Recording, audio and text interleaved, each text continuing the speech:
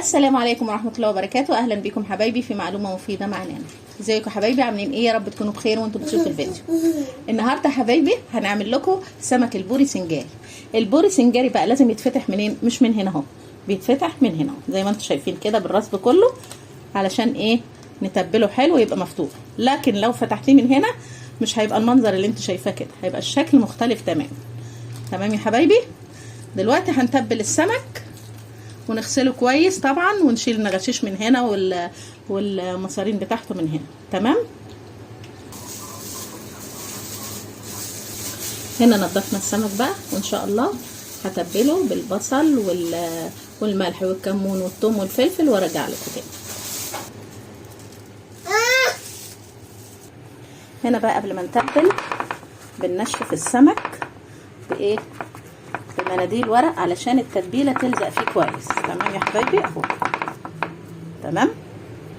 وهنا بصل مع توم مع كمون مع هنحط طبعا عصير الليمون عشان السمك بيحب الايه؟ الليمون. تمام. كله هنفرمه.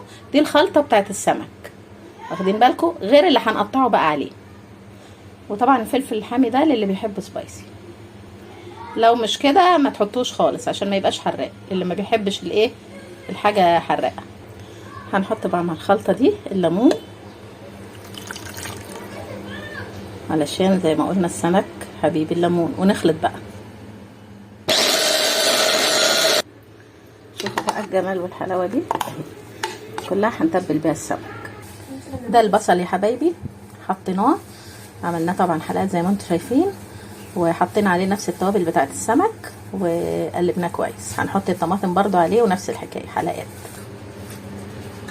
هنا بقى يا حبايبي حطينا البصل على الفلفل على حلقات الطماطم على التتبيله بتاعت السمك. تمام.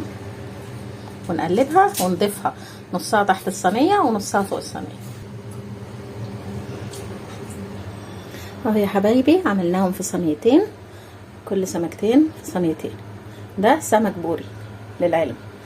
السمك الصينيه اللي عليها الفلفل دي عاملاها سبايسي عشان ايه؟ اللي بيحب السبايسي، وديت مش عليها الفلفل علشان يبقوا معروفين. عايزين تحطوهم بقى في الفرن على طول تحطوهم على طول، وممكن تحطيهم فوق شويه على البوتاجاز يعني وتغطيهم وبعدين ياخدوا وش تحت حسب رغبتك انت. تمام يا حبايبي؟ تبلناهم تتبيله رائعه اهي، والطعم ان شاء الله هيبقى خطير، وخصوصا لما تكتري الليمون والكمون وقرفه وملح وفلفل والحاجات دي. تمام. ان شاء الله نشوفهم لما يستووا.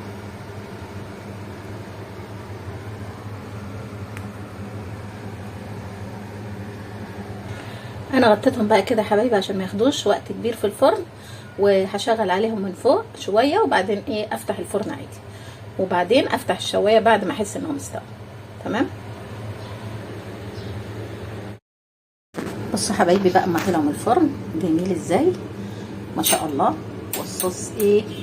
رائع، كله ليمون وجميل، يتاكل مع الرز بيبقى طعمه رائع.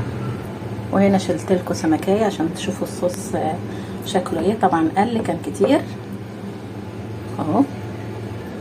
اتمنى يعجبكم وبألف هنا، والسلام عليكم ورحمه الله وبركاته.